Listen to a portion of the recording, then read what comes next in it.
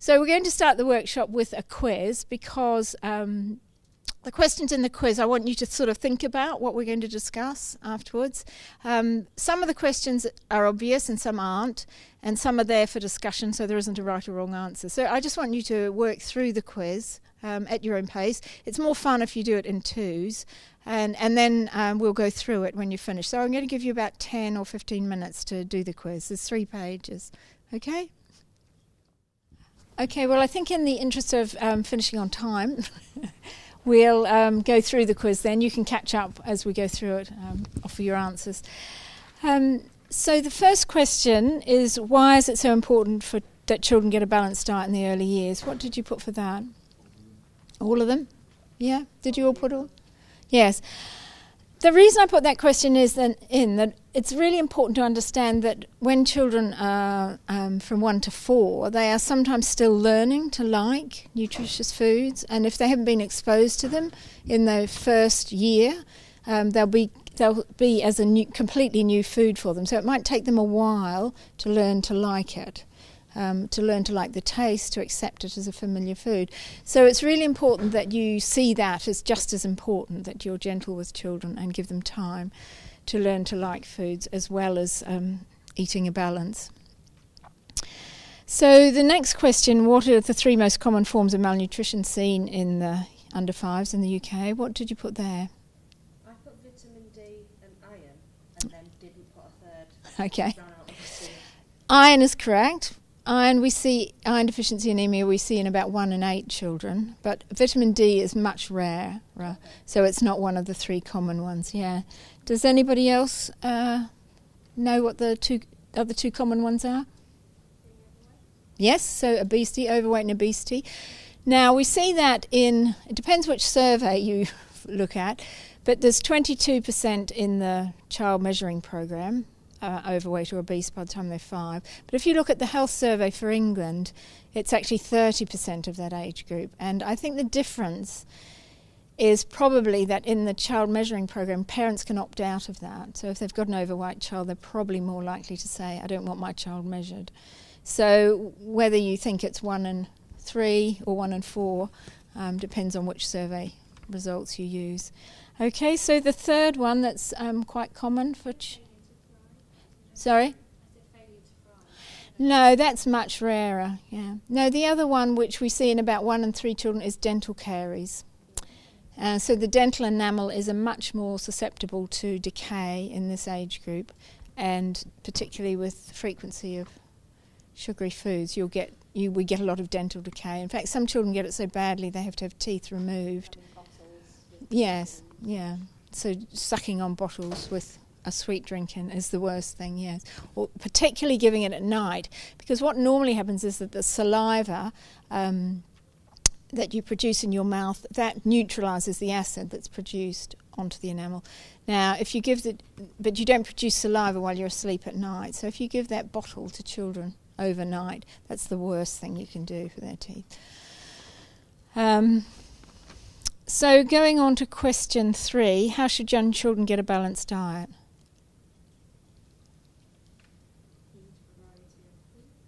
Yes, eat a variety of family foods. That's really important that you eat as a family, but the family meals might not be that nutritious. You put A. A is the public health messages that are disseminated widely. They're based on evidence in adults. They're not based on evidence in children, and I think one of the problems I see is that mothers take these messages and apply them quite strictly to their young children, and that's not always appropriate, particularly the fruit and vegetable one. Some children find the taste and texture of fruit and vegetables difficult, and pressuring them to eat these foods is not necessary. In fact, I think that's the least important group for toddlers. So if we don't have A, we have eat a variety of family foods, but the food's got to be nutritious. How would we make sure the food was nutritious? We're left with C or D. D? Put D? Yeah, you all happy with D? Okay, so which are the food groups then? A, B or C there? You all happy with B? Yeah? Did anybody put A? No? Okay, good. Fine, we'll move on then. The only question I had about that was with the change to Health Eat Well guide. Yes. Moved butter and saturated fats out of Yes. the fifth food group, wasn't there? Yes, they have made the fifth group just oils and fat spreads. Now, I've put butter in there because butter's a natural food. Fat spreads are quite synthetic foods, very synthetic foods. And I don't think there's any evidence to restrict saturated fat that strictly that you don't eat butter in toddlers. There's no evidence for it.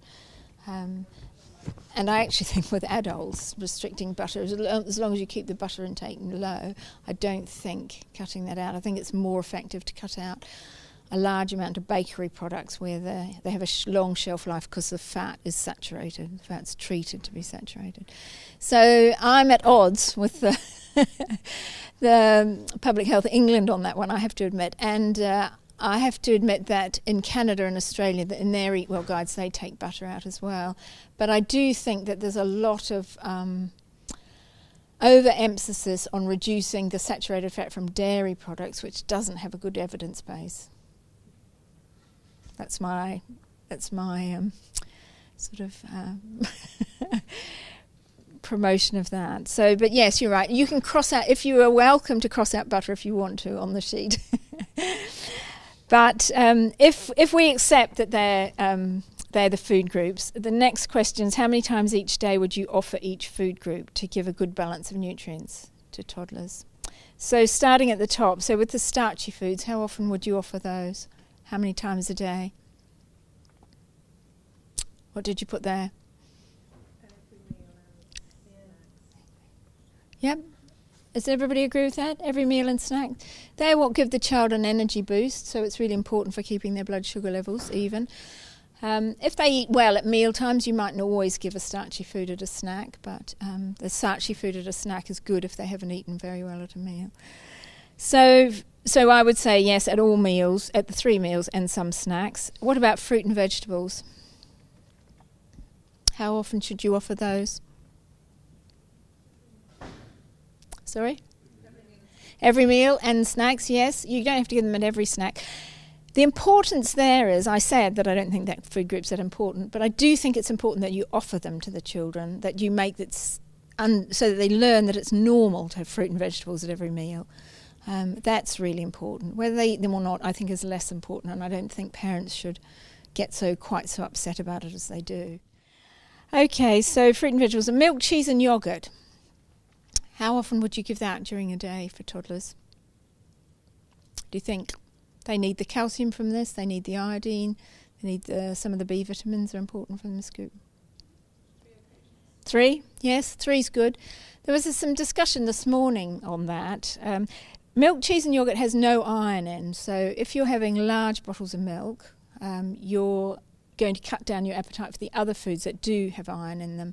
And as I said, iron deficiency, anemia. Iron's the most critical nutrient for these children, so you want to make sure they get enough. So you need to make sure that they're not having too much of this group. So you want to limit it to about 3 servings a day. Now, a serving would be about 120 mils of milk or yoghurt.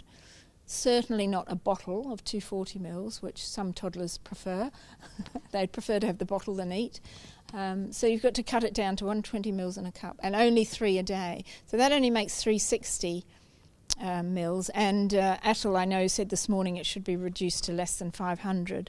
But actually the COMA report said 360 mils, and that the maximum should be 600. But to get the nutrients, you just need to aim for about 360. And children who drink a pint of milk a day will be those who are much more susceptible to iron deficiency anemia. So what about the next group, which is our best source of iron, meat, fish, eggs, nuts and pulses? How often would you give that?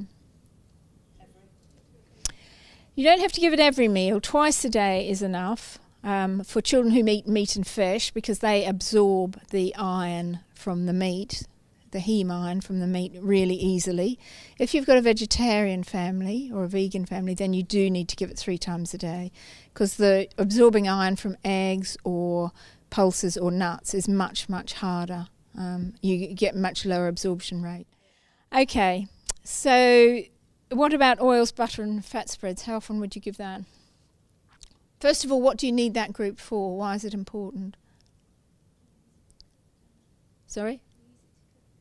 You need it to cook, yes. So you'd use it in cooking and for putting on bread, because you wouldn't give a child a dry piece of bread. Sorry?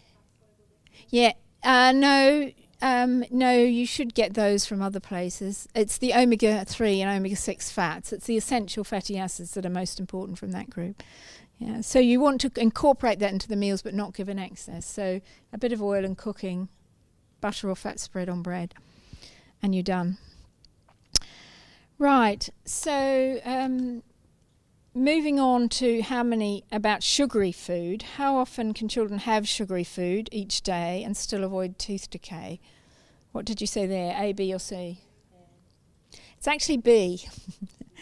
There was a World Health Organization survey done in the north of the UK, and they came up with, if children are having sugary foods up to 4 times a day, it doesn't have to be 4 times a day, but maximum 4 times a day, then their risk of tooth decay is low, very low. If you go over that, so what happens is once you have the sugar, the saliva will then neutralise the acid and protect the teeth. If you're doing that more than 4 times a day, then your teeth are much more liable to tooth decay. So that could be, at each meal you could have something sweet, and one snack you could have something sweet. And I don't mean super sweet, I just mean something with free sugars in. So you might have, say, breakfast cereal that's got some sugar added to it, not necessarily a sugary one, but if you gave porridge you might put some honey or sprinkle sugar on it. And then at lunch and the evening meal you might give a dessert, like you might give a flavoured yoghurt at one meal, you might give a pudding like apple crumble maybe at another meal. And that would just be 3 times a day. That would be sugary food 3 times a day. And then you could give, at one snack, you might give a scone with a bit of jam on or something like that, or pancake with something on. Okay? So in order also to restrict the number of calories you're getting from sugar, how often would the sugary foods be included within healthy eating guidelines? So about how often would you give cakes, biscuits, pudding or ice cream? Once a day, yeah. You can cope with it once a day. The code of practice, voluntary code of practice, says to have pudding at lunch and tea. And that's a bit, I find that tricky with settings. Yeah. They often are quite reluctant, and yet the audit, going through the audit to meet the... Yeah. When we developed these portion sizes, we found that giving a pudding once a day, especially if it's a pudding that's based on flour or eggs, is fine. But if you go over that, you get too many calories. So we have restricted it in these portion size guideline to once a day. No, it's just good to have that endorsement. Yeah, yeah. So that means the other pudding can be fruit and yoghurt, say. Yeah, exactly. Yeah, yeah. So rather than a cake or biscuity pudding, yeah.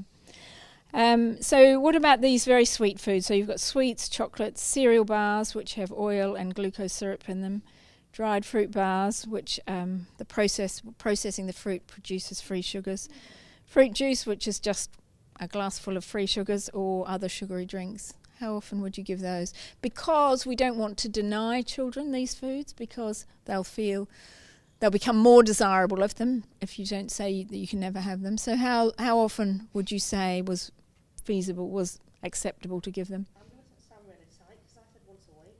Yep. Is that right? Yep. Once a week is exactly right. And in these guidelines, in these portion sizes, I allowed for that once a week. If you do it more than once a week, you go over on the calories and you're veering towards the obesity. Yeah. Yes. It's better not to call it a treat. Yes, but it's just saying, these foods are available, this is what they taste like, let's have some occasionally. Okay, and so breakfast cereal or toast with jam or honey, which I mentioned before, about once a day, yeah, that's fine. So that if you stick to that sort of sugar amount, you're within the calorie count. You're not going to be pushing obesity up. So which drinks are suitable for toddlers? Sorry? Milk and water, are we all happy with those two? If you're giving sugary drinks, even fruit juice, which doesn't provide many nutrients, or diluted fruit juice, which I don't think provides many nutrients, but they give free sugars, so they're not suitable at all. Squashes, you can give squashes that are just sweetened with a sweetener if you want to, if children refuse to drink anything but something with flavour in. And I always think if toddlers don't like milk, then hot chocolate. At least you're getting the nutrients from the milk and they're drinking it if you put a bit of hot chocolate in. Any questions? Just stop me if you've got any questions, won't you? Or want to make any comments? Sorry, tea and coffee, yes. They're unsuitable as well because of the caffeine in them. So yes, you don't give young children caffeine. Right, so moving on to question 9. Which vitamins do babies and children not get enough of in their food? D? Yep. Anything else? No? Are you all happy with that? They need a supplement of vitamin D. They'll get all the other nutrients will come from that balance of the 5 food groups, but they won't get enough vitamin D, so it has to be given as a supplement. So, from that goes on to question 10. From what age should babies and young children take a vitamin D supplement then? Do you know what the recommendation there is? The policy has just changed, so that's why you're confused. It used to be 6 months for breastfeeding babies, but now, 2 months ago, they changed that policy, and now it's start at birth. But the recommendations do say, because they fortify formula with vitamin D, if you're drinking more than 500 mils of formula, you can have, you don't need to take the supplement. I think that's a bit of a confusing message. But all children, yes, but breast milk is very low in vitamin D because we never evolved to get vitamin D from our food. We meant to get it from our skins, the sunshine, but we don't get enough in this country and the sort of lifestyles we have now. So yes, they need a vitamin D supplement from birth and throughout childhood. And how many of you take a vitamin D supplement? It's actually recommended for everybody now, so about 60% of us take it. It is recommended for all adults as well, especially in the winter. So going on to question 11. Which milk should nurseries and parents offer to young children? What did you put there? Sorry? Full fat milk? Yeah, we all agreed on full fat milk. Which is the reason? C or D? You're right. D is correct because if you've said C, there's no extra calcium in full fat milk. It's the same whether you give skimmed, semi-skimmed or full fat milk. All has the same amount of calcium in. So the reason you give full fat milk is because it's got more vitamin A in it. And that was what the policy was based on. And I think children should stay on it throughout childhood actually, because if you're giving a glass of milk, 120 mils of milk to a toddler, and you give them semi-skim milk, you've got 20 less calories, but you've got half the amount of vitamin A. And the vitamin A is actually more of more use to them than losing those 20 calories. When you consider they're eating 1,000 over the day, 20 is not much at all. So I think children can stay on full-fat milk for quite a long time just to get the vitamin A, particularly if they're not eating fruit and vegetables, because that's the other main source of vitamin A is the carotene, the brightly coloured fruits and vegetables. So if you're staying on full-fat milk, you don't have that problem. Right, so moving on to salt. The sticky issue of salt. Why is there so much concern about salt in food for young children? What did you put there, A, B or C? Okay, no, it's not all of them. C, yes, it's C. I'll tell you why it's not A, because excess salt won't raise blood pressure in young children. It does it in older children and adults, but it won't do it in young children. And in B, I know we had media coverage of parents giving mashed potato and gravy to young infants, but those children, the amount of salt they accumulated in their body, they couldn't have done it through the food. They actually have a very rare syndrome where they retain salt in their body rather than excrete it, and that's why they died. not because of the feeding by the parent. So you're not going to kill a child by giving them salty food. Okay. So we're all happy with C. What we don't want children to do is grow up only preferring food that's got salt in it or been added to it at the table. So we want to give them a variety of foods. But if they eat something like olives, it doesn't matter. You know, they'll just have to drink more to excrete that extra salt, but it won't be a problem for them. But what you want to do is make sure they're having both salty and unsalty food. So knowing that, going on to question 13, which of these foods with added salt can be included in a toddler's diet? So cheese, what did you say with that? Yes, you'd be happy to put cheese in. Bacon? No. Bacon, most families wouldn't eat bacon more than once or twice a week, so it's fine. Bread, all has salt in. Yes, you'd include that. Breakfast cereals? Yeah. Cereals are very bland unless you put some salt or some sugar or some other flavouring in them. That's why they all put salt in them. But the amount of salt will be fine. It has been reduced over the last few years. Crisps? No. No. Crisps are very high in fat and they have quite a bit of salt in them and then really don't give the toddler very many nutrients at all. You can't really include crisps in a toddler's diet. You could give them once a week instead of the sweets or the chocolate. But if you're including them more than that, you're cutting down the nutrients they get in terms of the calories. So hula hoops? Nope. We're all agreed on that. Same reason, no. Salted nuts? No, you can give ordinary nuts. Ready meals?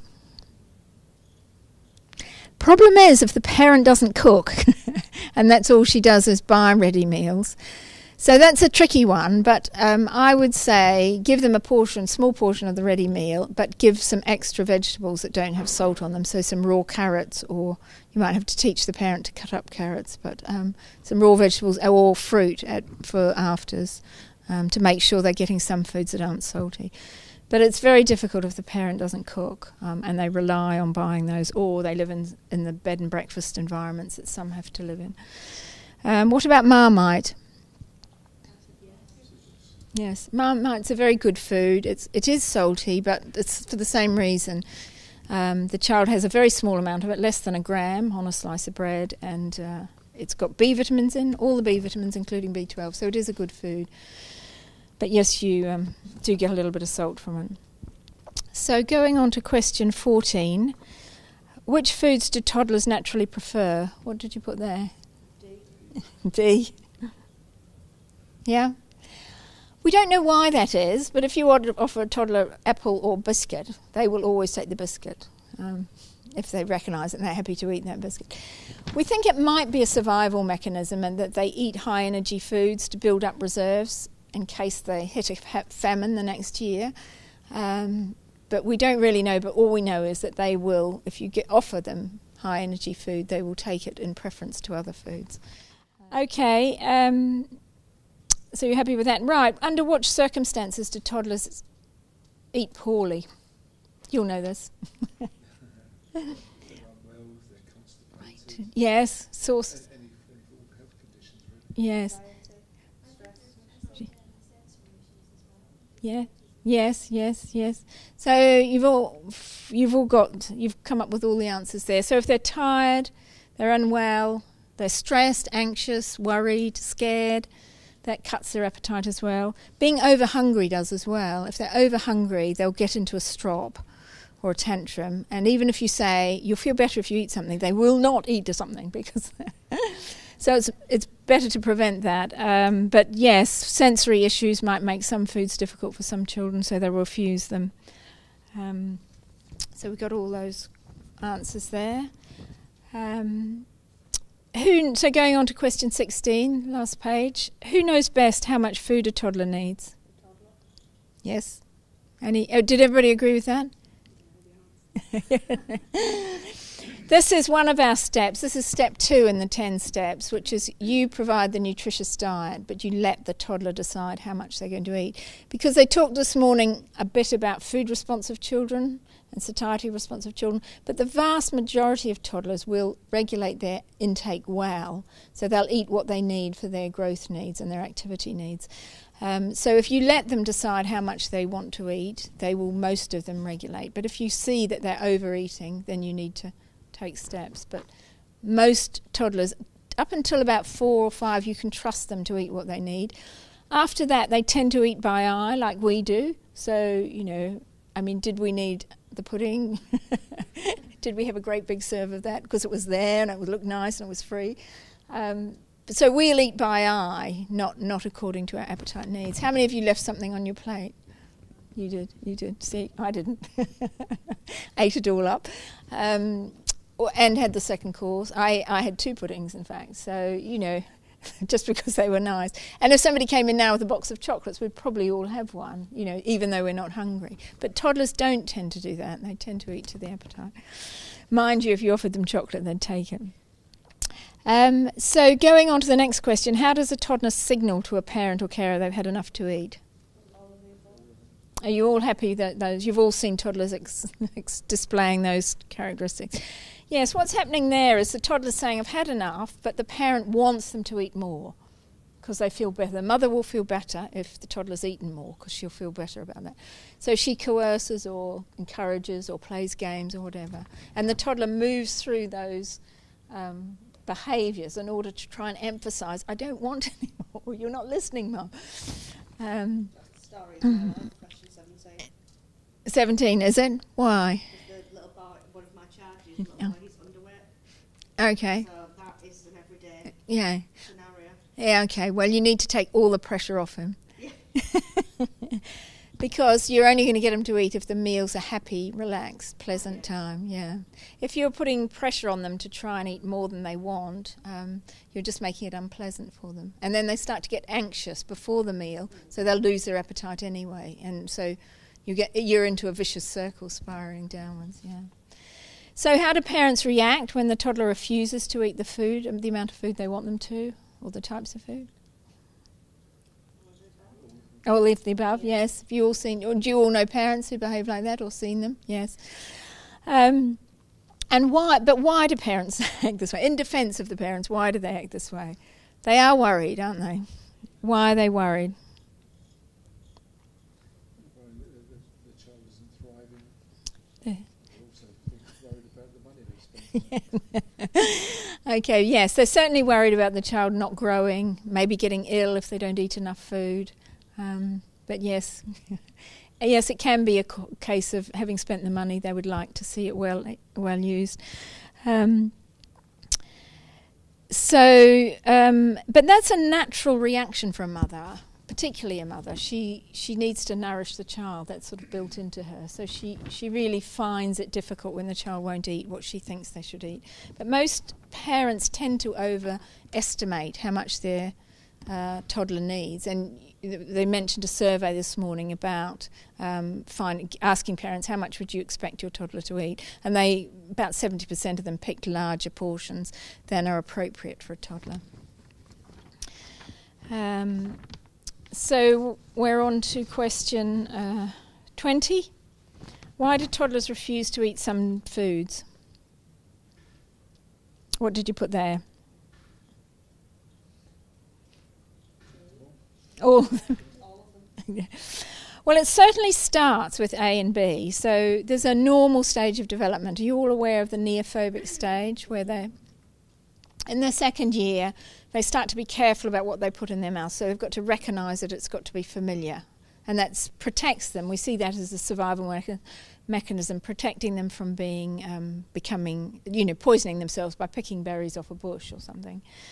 So they will refuse to eat foods just by looking at them. It doesn't look right, I don't recognise it, I'm not going to put it in my mouth. So that's A and B. Now, if the parent manages it well, they won't necessarily go on to C and D. But if the parent reacts by encouraging them to eat or enforcing them to taste something, saying, you haven't even tasted it, why are you refusing it without tasting it?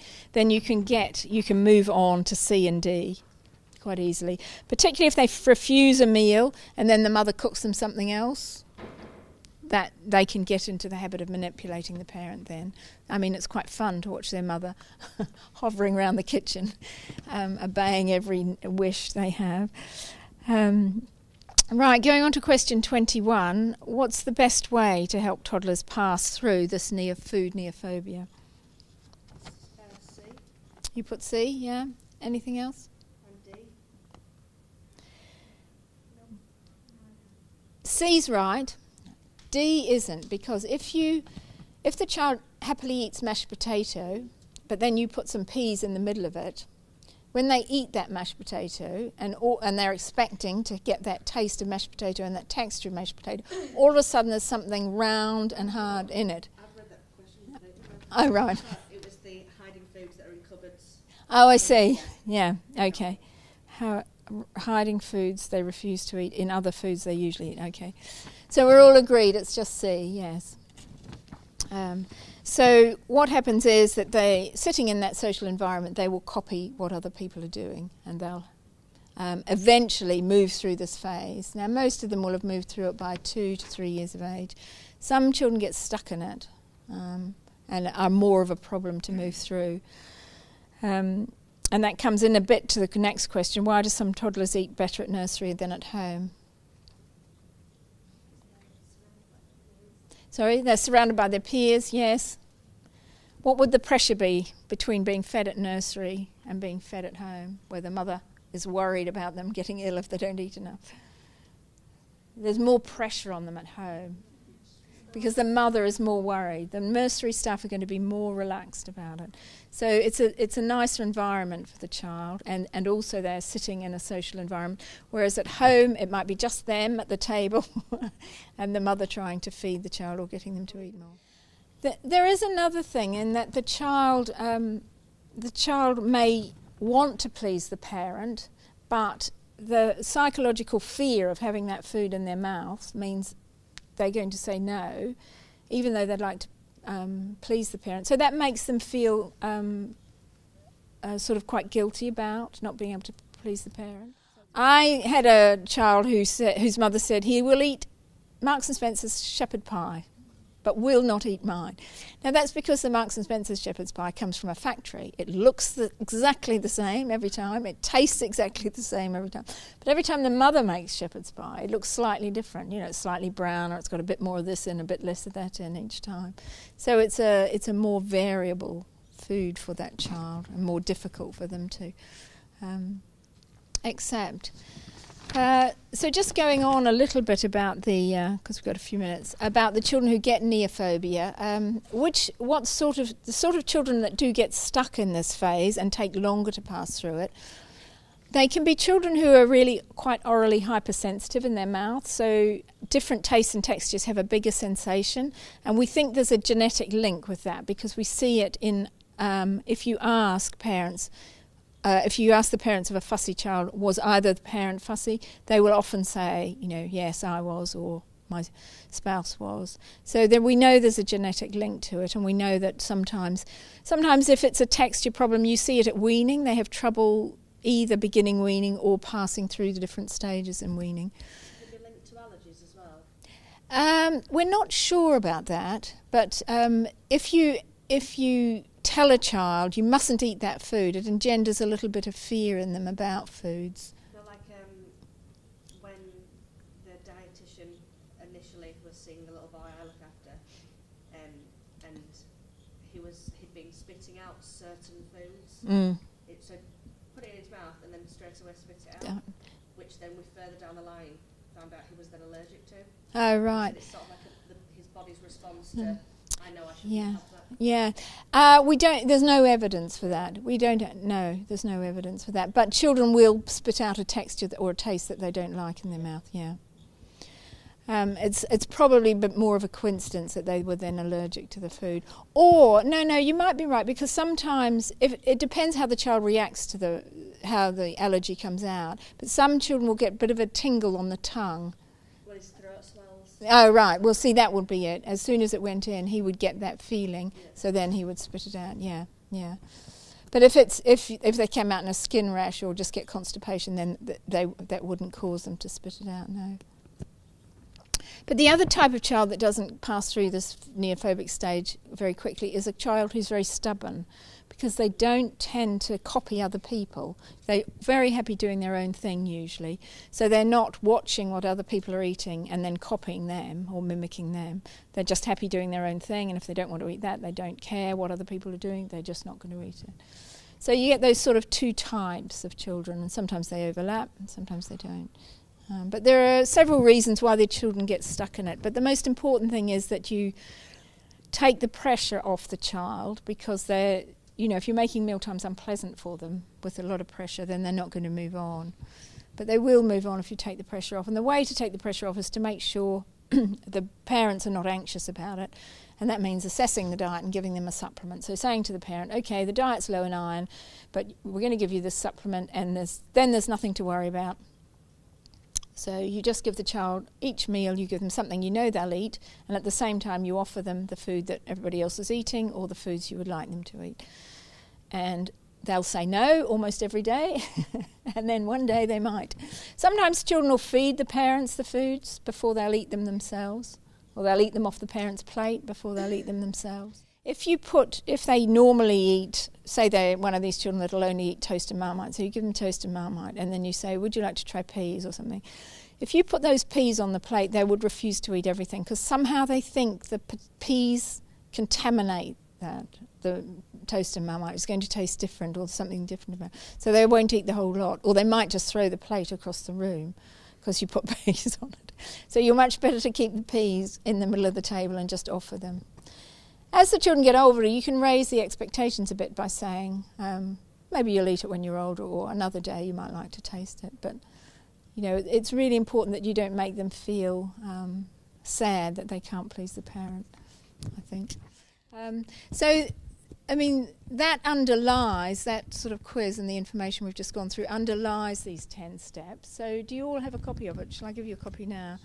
And we'll just... Oh, you've both got a copy. Have you all got a copy of it? Yeah. Okay. So just going through it quickly.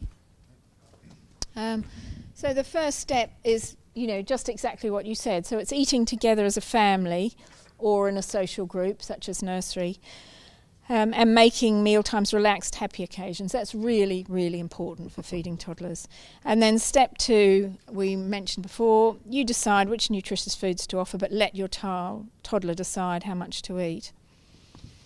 And then step 3 is about getting a good balance. So you offer foods from all 5 food groups every day. If they don't eat them all, it doesn't matter. You can give a supplement. Having a routine, that's to stop the child getting over hungry, so offer 3 meals and 2 to 3 snacks each day. Keeping them well hydrated is step 5, so offer 6 to 8 drinks a day, and that says give them in cups, not bottles, and about 100 to 120 mils is about right, and the water's a good choice. Step 6 is about the supplement we talked about, so give vitamin D every day. And step 7, respect your toddler's tastes and preferences, don't force feed. So that's all about managing fussy, fatty eating well. And 8 is about avoiding obesity. So reward your toddler with your attention. Never give food or drink as a reward, treat or comfort. Because you don't want children growing up knowing that when life gets stressful later on, they'll comfort themselves with food. And also you give them if you're giving sweets every time they fall over or scrape their knee or something, that they're getting into the habit of thinking sweet foods now and again throughout the day are quite a good thing. Then step 9 is just about limiting the foods, and we talked about those very high-fat foods, low-nutrient foods need to be limited, and avoiding altogether drinks with free sugars or caffeine in, and then choking hazards such as whole nuts, soft round foods. And question 10, we haven't really discussed any of these in the quiz, but these are encourage physical activity for at least 3 hours every day, and that's the government's recommendation, that they don't have to do vigorous activity, but for a total short bursts throughout the day of some sort of movement or moving around or playing inside or outside, they should total about 3 hours. And now on average children do about 2 to 2.5. But I know that in some nurseries they make a bigger effort to keep the children more active. And then 12 hours sleep. If children of this age don't get 12 hours sleep, then their risk of obesity is higher. And nobody really knows the reason for that. It hasn't been sorted out yet, but it's probably a hormonal reason, because, you know, the hormones change while you're asleep. You produce growth hormone while you're asleep, and you grow taller while you're asleep. So 12 hours sleep, there's a lot of evidence for that. Natal mentioned that this morning.